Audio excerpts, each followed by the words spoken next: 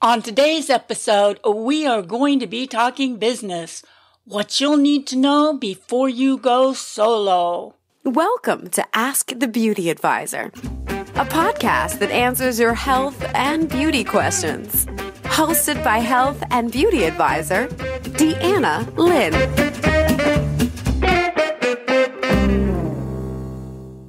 Hey there, thank you for tuning in today. This is your host, Deanna, licensed esthetician and certified health coach. On today's episode, I'm going to be talking about business. Business in the beauty business may be a little boring for some of you. However, what I'm going to be sharing with you is very important. If you've been listening to my show by now, you probably know my story. However, for those of you who've just tuned in, I worked as a manicurist for over 15 years, and then I transitioned over to being an esthetician. After 10 years, I was forced to leave. We moved away. When I came here to California, I needed a job, so I took a job as a beauty advisor. After 7 years, I decided last year I wanted to start my own esthetician business again.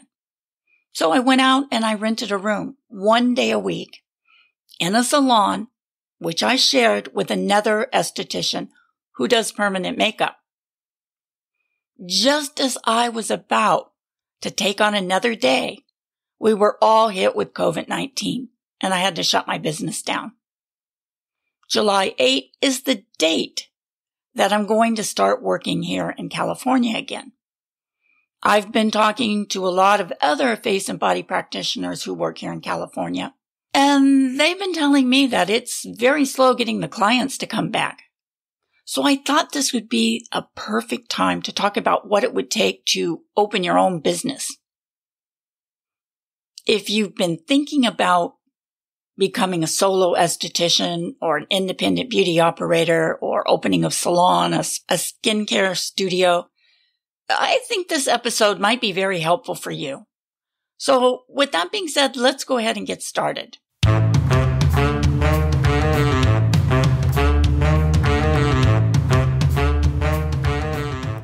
Going independent or even opening up your own beauty spa or beauty establishment means you're prepared to reach for the top. It's an exciting time that involves a roller coaster of emotions and activities. Taking this leap is risky. There's no way for me to sugarcoat that. But with the risk comes the potential that you will succeed in achieving your most ambitious career goals. As an independent esthetician, a spa, or a salon owner means you'll have to shape your business however you see fit. You may want to model your business to include esthetician services along with spa treatments. Day spas follow this model. They offer a wide range of facial treatments along with a number of body services or body treatments. Another option is to create your own business model along the lines of a skincare studio or clinic. This business model focuses on providing only esthetician services such as facials and skincare products. And many estheticians find that offering their services along with other health activities is hugely rewarding.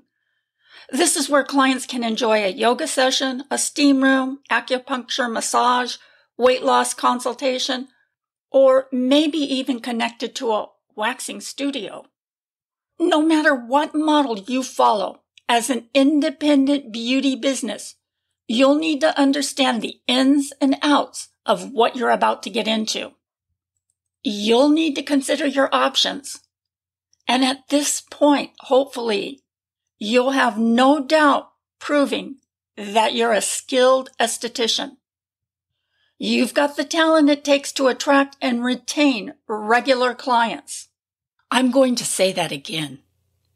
At this point, before you open any beauty business, you must have, with no doubt, proven that you're a skilled esthetician or beauty operator, that you've got the talent it takes to attract and retain regular customers. The beauty of starting your own esthetician business is that you have so many options.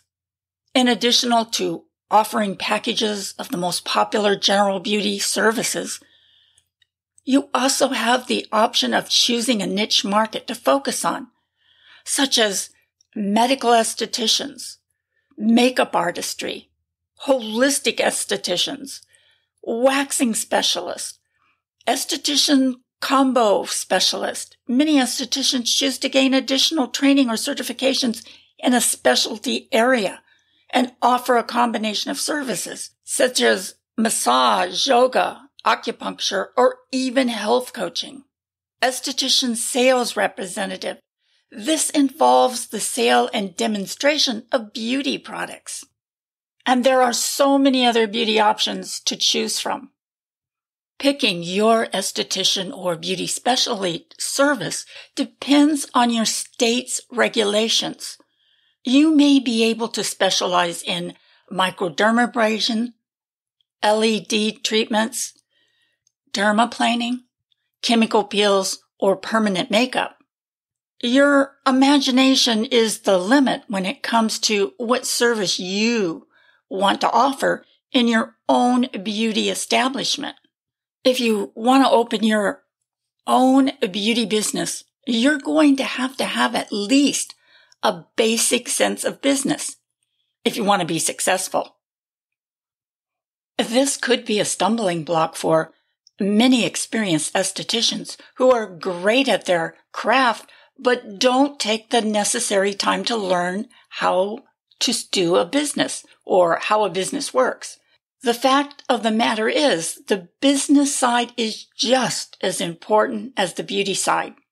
While taxes and city licenses might be a new subject, you can rest assured that once you conquer the business learning curve, you can go right back to focusing on the services that you provide as a professional beauty operator.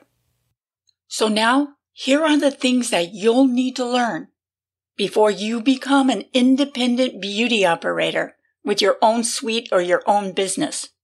You'll need to know about renting or buying a business location. You'll need to learn about state board cosmetology and health department regulations, city or county business licenses, state and federal employee laws, and taxes. If the thought of developing a business know-how is absolutely scary, horrifying, or overwhelming, you can always hire somebody or partner with somebody who can do this for you. Good husband and wife routine will work well. It did for me. Now you'll need to know about renting or buying a business location. You know the adage, location, location, location. Well, it holds true, just as true for an esthetician business. You can browse real estate near the places where your targeted client already congregate, or you can take a risk and open up in a new location in an area where you've calculated it's underserved with less competition. The number of walk-ins, combined with your already established regular clientele, will determine how aggressive you need to make your future advertising campaigns.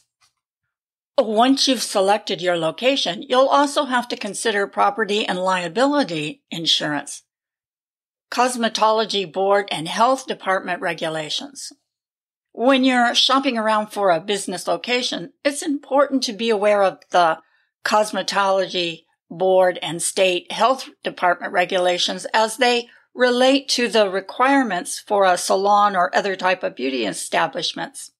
If the establishment you're considering renting doesn't have features like a public bathroom, a sink, you'll need to get those installed. That means potentially hiring an architect, an electrician, plumber, and this can be very expensive. Check with your State Board of Cosmetology and Health Department to see exactly what building standards businesses like yours must abide by. These commonly include adequate ventilation system, hot and cold running water, portable drinking water, hand washing facilities, public bathrooms, and a minimum square footage requirement per esthetician room or beauty chair or workstation. When it comes to city or county business licenses, before you can open your own salon or any other type of esthetician establishment, you need a business license. Your city hall or county administration building usually issues business licenses. When filling out your business license application, you'll likely need the following: your business address, your business name, and what kind of business you are registering, such as an LLC or sole proprietorship. A sole proprietorship is a business in which you are the sole owner and operator. A limited liability company, which is an LLC, can shield you from risk while allowing you to report business earnings as personal income, and is the model you can use if you plan to hire several employees or open a franchise. If you think you'll be hiring employees or working with a partner, then you must learn about your state's employment laws as well as the federal employment law. Making a mistake in this aspect of owning an esthetician business can have huge ramifications, leading to fines or even bigger headaches. Your state board of cosmetology should have all the appropriate resources for you to learn about each law for your state. Let's say, for an example, New Jersey and Pennsylvania. Well, they do not allow you to rent booths or rent rooms to independent practitioners. Wow, that's a bummer. Remind me not to move there. The beauty industry involves commissions, salaries, wages, and independent rental work. As a business owner, you are responsible for fitting these professional work relationships into the federal tax code. Because this can be complicated and confusing, the IRS has published a tax guide for beauty salon owners. This is basically how things stand with the federal employment law and the beauty industry. If you pay someone a commission, then they are considered your employee. If you rent a booth or room to someone and that person sets their own hours, provides their own tools and supplies, sets their own prices, and sees their clients, then you can consider that person as an independent contractor.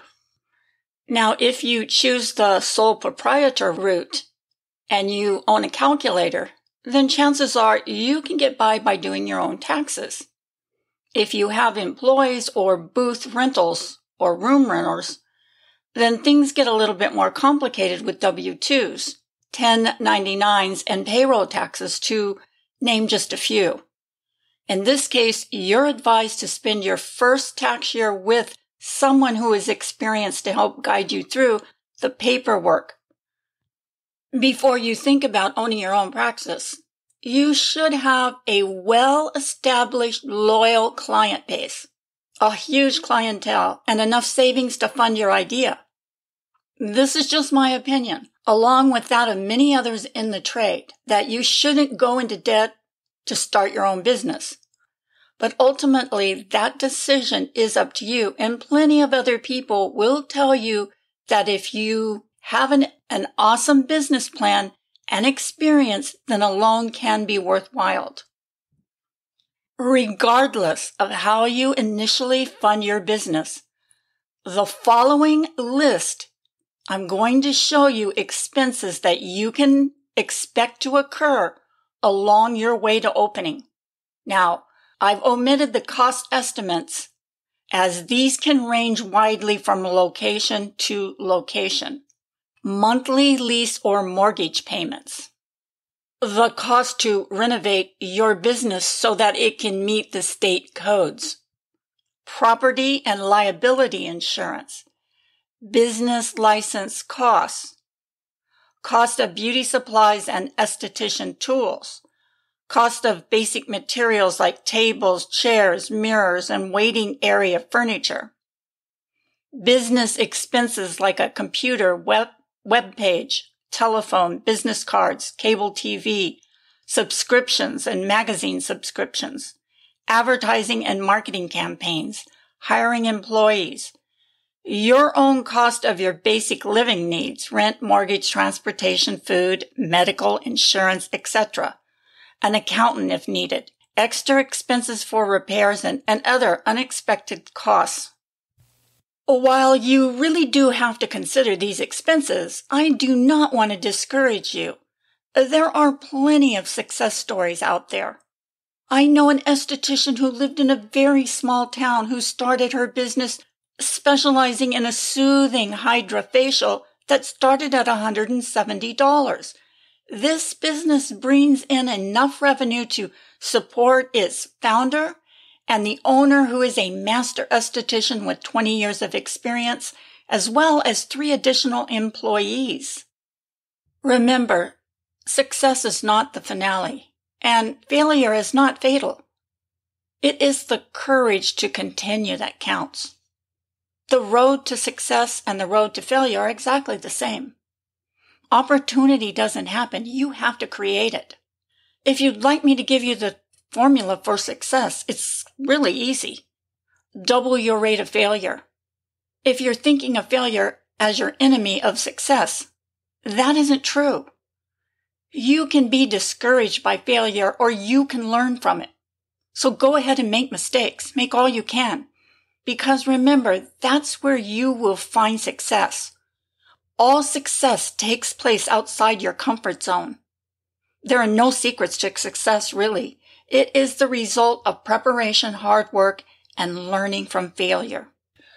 And with that, I'm ending today's episode.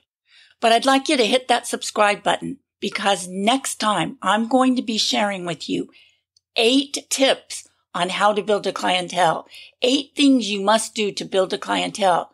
And I'll also be sharing with you some tips on how you can do anything better, so you wouldn't want to miss out on that. Until then, that's all I got, folks.